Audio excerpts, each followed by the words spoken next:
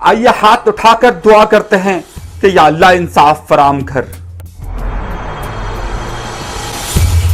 क्यों यहां पर आकर chief justice, chief of army staff, Imran Khan, Bilawal Bhutto, Maryam Nawaz सब खामोश? अरे कोई एक दो नहीं, तकरीबन 30,000 के करीब लोग दर बदर की ठोकरें खा रहे हैं, अपनी जिंदगी भर की कमाई के लिए भीख मांग रहे हैं, लेकिन सब के सब खामोश है। 1200 अरब रुपए का स्कैंडल, लेकिन सबकी जबानों पर ताले।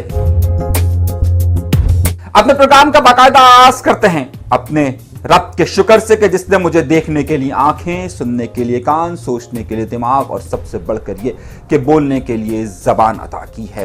एक बहुत बड़े स्कैंडल के हवाले से मैंने आपका जिक्र किया कि जहां पर आकर मीडिया जो अपने आप को आजादी इजहार की जिद्दोजहद के लिए सबसे बड़ा अलमबरदार करार देता है, ये मीडिया जो ये कहता है कि हम आजादी के लिए सबसे ज्यादा आगे हैं, अरे वो चीफ जस्टिस जो ये कहते हैं, वो अदलिया जो कहती है कि हम इंसाफ के लिए हम वक्त तैयार हैं, हम इंसाफ फराम कर रहे हैं, हम सबको अमन दे रहे हैं, अरे वो चीफ जस्टिस के जिसके कहने पर गरीबों के गुजर नाले के पास रिहायशियों को एक दिन में खत्म कर दिया गया, अरे वो चीफ जस्टिस के जिसके हुक्म पर औरंगी टाउन से लेकर महमूदाबाद में गरीबों के मकानात को गिरा दिया गया, लेकिन सबकी जबानों पर ताले क्यों लगे हुए हैं? वो इमरान खान साहब जो अपने आप को इंसाफ का सबसे बड़ा अलमबरदार कहते हैं, लेकिन इस डॉन जिसने लोगों के करोड़ों रुपए हजम कर लिए, बल्कि करोड़ों नहीं अरबों रुपए हजम कर लिए, उसके लिए इमरान खान की जबान पर ताले क्यों हैं? वो बिलावल भुट्टो जरदारी के जो सबको इंसाफ दिलाने का कहता है, जो कहता है कि अगला वजीर आजम हमारा होगा, जियाला होगा, वो क्यों यहां पर लोगों को तंग कर रहा है? वो मरियम नवाज साहिबा के जो कि वोट को इज्जत दो के नारे के तहत चलिए, लेकिन नोटों की बरसात के आगे उसकी जबान भी खामोश है। वो एमकेएम बहादुराबाद ग्रुप के वो जो कि अपने आप को कराची का सबसे बड़ा किंग, सबसे बड़ा हमदर्द करार देता है, वो क्यों खामोश है? वो पाक सरजमीन पार्टी के जो कि अपने आप को इंसाफ दिलाने के लिए आई है, वो यहां के 20,000 लोगों के लिए क्यों खामोश बैठी हुई है? वो 20,000 लोग दर बदर की ठोकरें क्यों खा रहे हैं? वो पाक सरजमीन पार्टी के जिसके पास जिनके सरबराह खुद उसके पास नौकरी करते थे। आइए कहानी को पूरी मैं आपको सुनाता हूं और आपको तफसीलात देता हूं कि किस तरीके से ये 20,000 लोग रोजाना दर बदर की ठोकरें खा रहे हैं। क्यों ये लोग अपने चेक लेकर जाते हैं, बैंक में जाते हैं, चेक कैश नहीं होता बल्कि बाउंस होता है, और जब चेक बाउंस होता है तो उस वक्त उनके खिलाफ एफआईआर भी दर्ज नहीं होती। और सितम की बात यह है कि देखिए जब ये लोग अपने हक के लिए मुजाहिरा करते हैं तो कल इनके साथ क्या हुआ है। आइए मैं आपको पूरी कहानी बताता हूं और पूरी तफसीलात बताता हूं। बहरिया टाउन का नाम किसी से ठगा छुपा नहीं है। मलिक रियाज का नाम कौन नहीं जानता? तो सरेआम कहता है कि मैं लोगों को रिश्वत देता हूं, लेकिन उसके खिलाफ कोई कुछ करने वाला नहीं है। जो सरेआम जगहों पर कब्जा करता है, लेकिन कोई कुछ कहने वाला नहीं है।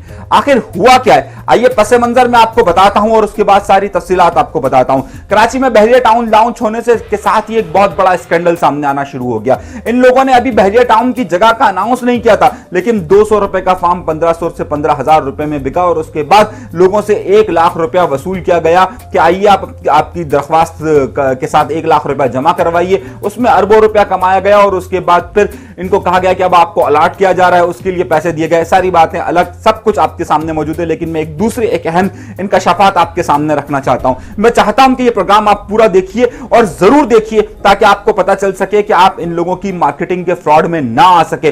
वो 20,000 से ज्यादा लोग, मैं 20,000 तो एक मोहतात अंदाजे से कह रहा हूं, लेकिन मेरे आदादो शुमार के मुताबिक इनकी तादाद 30,000 से ज्यादा है, जिनके लाखों रुपए डूब गए, जिनकी सारी जिंदगी की जमा पूंजी डूब गई।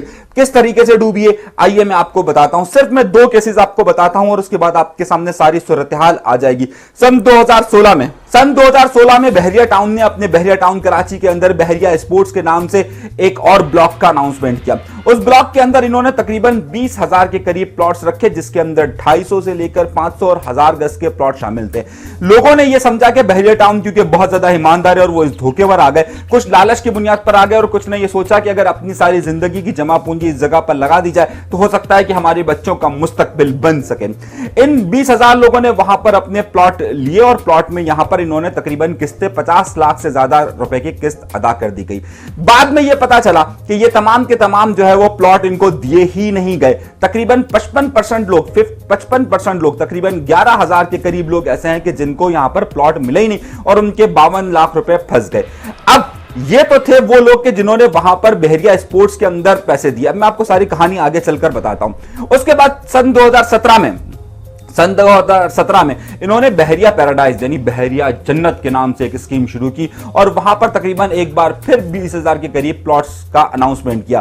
फिर उन्होंने उनसे 2 साल तक उनसे किस्तें अदा की गई और 2019 तक उनसे किस्तें ली गई और तकरीबन एक आदमी से 50 लाख रुपए से लेकर 1.25 करोड़ रुपए तक किस्तें हासिल कर ली गई।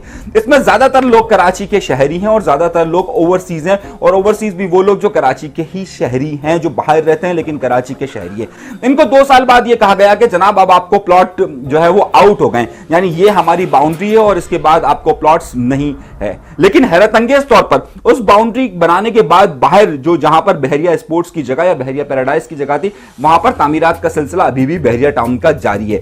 यह एक बहुत बड़ा खेल खेला गया। अब इस खेल के तहत इनको यह कहा गया कि जिन मुतासरीन के तकरीबन जिनकी तादाद 22,000 से ज्यादा की बनती है, इन मुतासरीन को यह कहा गया कि हम आपको पैसे रिटर्न कर देंगे। अब पैसे रिटर्न करने के लिए इन्होंने कहा कि 20% तक या 15-20% हम आपके पैसे काट लेंगे। अब अगर आप सिर्फ इस अमाउंट को कैलकुलेट करें और एक मोहताज जिन्होंने ज्यादा पैसे दिए उनको छोड़ दीजिए, बल्कि जिन्होंने कम से कम 50 लाख रुपए सिर्फ जमा करवाए हैं, अगर आप उनका अंदाजा कीजिए तो ये 20,000 के करीब लोग हैं और इनका अमाउंट तकरीबन 100 अरब के करीब बनता है। यानी 100 अरब रुपए का ये स्कैंडल बिल्कुल सामने मौजूद है जिन लोगों को पैसे नहीं दिए गए। अब इन बेचारों से यह कहा गया कि हम आपको एडजस्टमेंट के चेक दे देते हैं। आइए जरा इन तस्वीरों को देखिए और इन तस्वीरों में आपको नजर आएगा कि ये सारे वो चेक्स हैं कि जो बाउंस हो रहे हैं, यानी कि और ये जब बाउंस चेक लेकर कहीं पर जाते हैं तो उनके कोई पूछने वाला नहीं है। इन लोगों ने अपनी सारी जिंदगी की जमा पूंजी लगा दी, इनके खिलाफ एफआईआर नहीं होती। अब हुआ क्या कि अगर इनके खिलाफ कोई मुजाहिरा करता है, ये मुजाहिरे के फुटेज आपके सामने मौजूद है, जब इनके खिलाफ कोई मुजाहिरा करता है तो फिर ये क्या करते हैं कि उसी के खिलाफ एफआईआर दर्ज करवा देते हैं। वो बेचारे गरीब लोग जो अपना हक मांगने के लिए आए होते हैं, उनके जिन्होंने अपनी सारी जमा पूंजी लगाई हुई होती है, वो दर बदर की ठोकरें खा रहे हैं। अब इसमें सबसे बड़ा मसला यह है कि क्या जब और उसके बाद इनको बहाना क्या मिल गया कि जब सिंधी कौम परस्तों ने यहां पर हमला किया तो अब ये कह रहे हैं कि देखिए सिंधी कौम परस्त हमें काम करने नहीं दे रहे, लेकिन आप दीवार की दूसरी तरफ जाकर देखिए तो वहां पर काम हो रहा है। खैर मेरा मसला ये नहीं है, इसीलिए बहुत सारे लोगों का ख्याल ये था कि बहरिया टाउन पे जो सिंधी कौम परस्तों का हमला हुआ वो दर हकीकत इन्होंने ही करवाया। ये परसेप्शन इसीलिए क्रिएट हुआ क्योंकि इन लोगों के पैसे सबके फंसे में।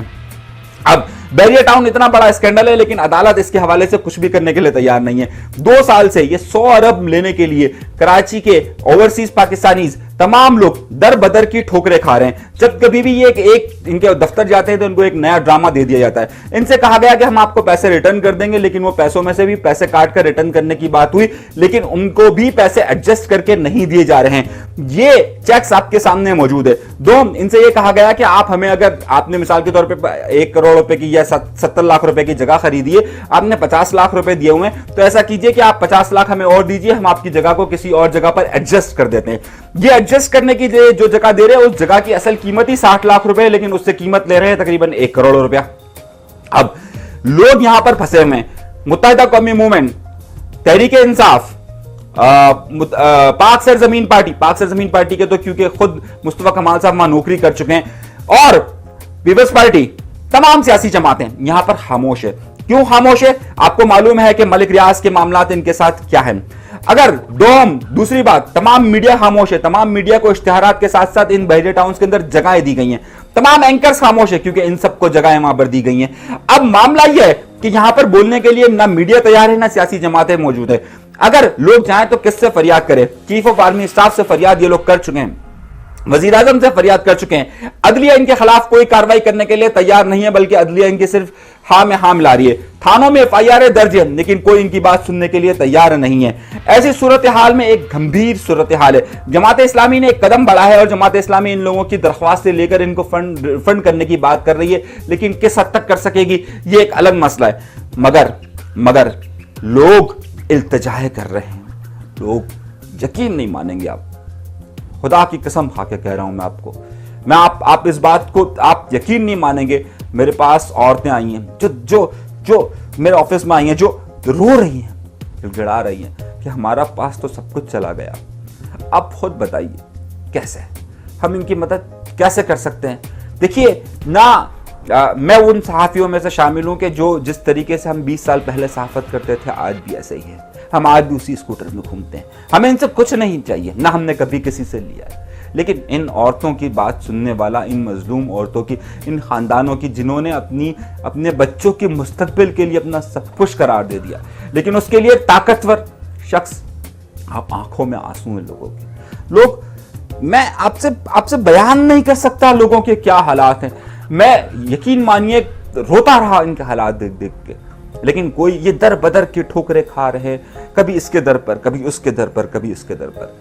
हम सिर्फ आवाज उठा सकते हैं, हम सब इनके लिए बात कर सकते हैं कि शायद अदालत में थोड़ी सी गैरत आ जाए, शायद हमारी इन सियासी जमातों के अंदर थोड़ी सी गैरत आ जाए, शायद यहाँ पर इंसाफ मुहैया करने वाले लोगों के पास थोड़ी सी गैरत आ जाए, कि शायद कोई इनके साथ इंसाफ कर सके, कि हम इनके आंसुओं को कैसे देख सकते हैं।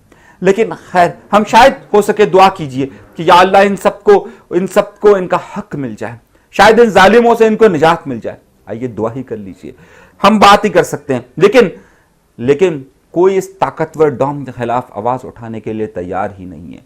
क्यों नहीं है? क्योंकि ये 20,000 लोग दर बदर की ठोकरें खा रहे हैं।